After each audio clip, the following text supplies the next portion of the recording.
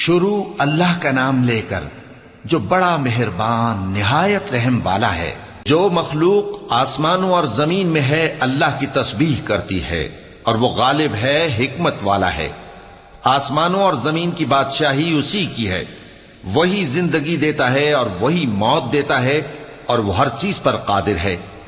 وہی اول اور وہی آخر، اور اپنی قدرتوں سے سب پر ظاہر اور پھر بھی پوشیدہ ہے، اور وہ ہر چیز کا خوب جاننے والا ہے۔ وہی ہے جس نے آسمانوں اور زمین کو 6 دن میں پیدا کیا، پھر عرش پر جلوہ افروز ہوا۔ جو چیز زمین میں داخل ہوتی اور جو اس سے نکلتی ہے، اور جو آسمان سے اترتی اور جو اس میں چڑھتی ہے، سب اس کو معلوم ہے۔ اور تم جہاں کہیں بھی ہو وہ تمہارے ساتھ ہوتا ہے، اور جو کچھ تم کرتے ہو اللہ اس کو دیکھ رہا ہے۔ آسمانوں اور زمین کی بادشاہی اسی کی ہے، اور سب معاملات اسی کی طرف رجوع ہوتے ہیں۔ وہی رات کو دن میں داخل کرتا اور دن کو رات میں داخل کرتا ہے، اور وہ دلوں کے بھیدوں تک سے واقف ہے۔ لوگوں، اللہ پر اور اس کے رسول صلی اللہ علیہ وآلہ وسلم پر ایمان لاؤ، اور جس مال میں اس نے تم کو اپنا نائب بنایا ہے اس میں سے خرچ کرو۔ اب جو لوگ تم میں سے ایمان لائے اور مال خرچ کرتے رہے ان کے لیے بڑا ثواب ہے۔ اور تم کیسے لوگ ہو کہ اللہ پر ایمان نہیں لاتے، حالانکہ اس کے پیغمبر صلی اللہ علیہ وآلہ وسلم تمہیں بلا رہے ہیں کہ اپنے پروردگار پر ایمان لاؤ، اور اگر تم کو یقین ہو تو وہ تم سے اس کا عہد بھی لے چکا ہے۔ وہی تو ہے جو اپنے بندے پر واضح آیتیں نازل فرماتا ہے تاکہ تم کو اندھیروں سے نکال کر روشنی میں لائے۔ بے شک اللہ تم پر نہایت شفقت کرنے والا ہے، مہربان ہے۔ اور تم کو کیا ہوا ہے کہ اللہ کے رستے میں خرچ نہیں کرتے، حالانکہ آسمانوں اور زمین کی وراثت اللہ ہی کی ہے۔ جس شخص نے تم میں سے فتح مکہ سے پہلے خرچ کیا اور جنگ کی، وہ اور جس نے یہ کام بعد میں کیے وہ برابر نہیں۔ ان کا درجہ ان لوگوں سے کہیں بڑھ کر ہے جنہوں نے بعد میں مال خرچ کیے اور کفار سے جنگ کی، اور اللہ نے سب سے ہی ثواب نیک کا وعدہ کیا ہے، اور جو کام تم کرتے ہو اللہ ان سے واقف ہے۔ کون ہے جو اللہ کو نیک نیتی سے قرض دے تو وہ اس کو کئی گنا ادا کرے گا، اور اس کے لیے عزت کا صلہ یعنی جنت ہے۔ جس دن تم مومن مردوں اور مومن عورتوں کو دیکھو گے کہ ان کے ایمان کا نور ان کے آگے آگے اور داہنی طرف چل رہا ہے، تو ان سے کہا جائے گا کہ تم کو بشارت ہو کہ آج تمہارے لیے باغ ہیں جن کے نیچے نہریں بہ رہی ہیں، ان میں تم ہمیشہ رہو گے، یہی بڑی کامیابی ہے۔ اس دن منافق مرد اور منافق عورتیں مومنوں سے کہیں گے کہ ہمارے لیے انتظار کرو کہ ہم بھی تمہارے نور سے روشنی حاصل کریں۔ ان سے کہا جائے گا کہ پیچھے کو لوٹ جاؤ، پس وہاں نور تلاش کرو۔ پھر ان کے بیچ میں ایک دیوار کھڑی کر دی جائے گی جس میں ایک دروازہ ہوگا، جو اس کی جانب اندرونی ہے اس میں تو رحمت ہے، اور جو بیرونی جانب ہے اس طرف عذاب ہے۔ تو منافق لوگ مومنوں سے کہیں گے کہ کیا ہم دنیا میں تمہارے ساتھ نہ تھے؟ وہ کہیں گے کیوں نہیں تھے، لیکن تم نے خود اپنے آپ کو بلا میں ڈالا اور ہمارے لیے گردش زمانہ کے منتظر رہے، اور اسلام میں شک کیا، اور فضول آرزوؤں نے تم کو دھوکے میں ڈالے رکھا، یہاں تک کہ اللہ کا حکم آ پہنچا، اور اللہ کے بارے میں تم کو وہ شیطان بڑا فریبی فریب دیتا رہا۔ تو آج تم سے کوئی معاوضہ نہیں لیا جائے گا، اور نہ کافروں ہی سے قبول کیا جائے گا۔ تم سب کا ٹھکانہ دوزخ ہے کہ وہی تمہارے لائق ہے، اور وہ بری جگہ ہے۔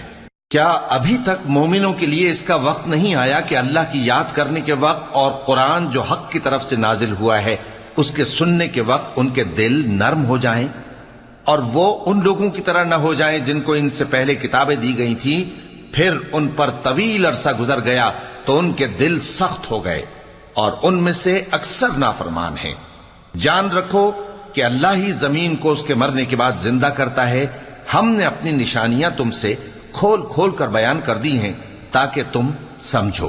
جو لوگ خیرات کرنے والے ہیں، مرد بھی اور عورتیں بھی، اور اللہ کو نیک نیتی سے قرض دیتے ہیں، ان کو کئی گنا ادا کیا جائے گا، اور ان کے لیے عزت کا صلہ ہے۔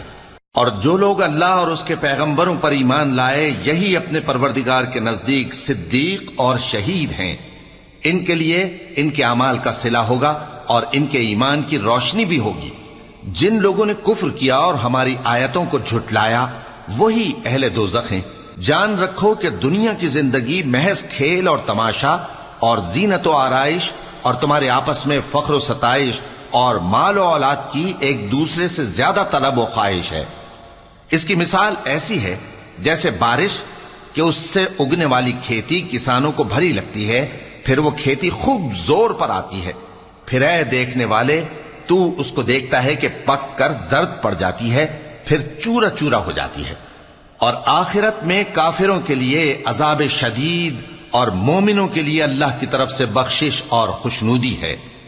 اور دنیا کی زندگی تو دھوکے کا سامان ہے۔ بندو اپنے پروردگار کی بخشش کی طرف اور جنت کی طرف لپکو جس کا عرض آسمان اور زمین کے عرض کا سا ہے، اور وہ ان لوگوں کے لیے تیار کی گئی ہے جو اللہ پر اور اس کے پیغمبروں پر ایمان لائے ہیں۔ یہ اللہ کا فضل ہے، جسے چاہے عطا فرمائے، اور اللہ بڑے فضل کا مالک ہے۔ کوئی مصیبت زمین میں اور خود تم پر نہیں پڑتی مگر پیشتر اس کے کہ ہم اس کو پیدا کریں، ایک کتاب میں لکھی ہوئی ہوتی ہے، اور یہ کام اللہ کو آسان ہے۔ تاکہ جو فائدہ تمہیں حاصل نہ ہو سکا اس کا غم نہ کھایا کرو، اور جو تم کو اس نے دیا ہو اس پر اترایا نہ کرو۔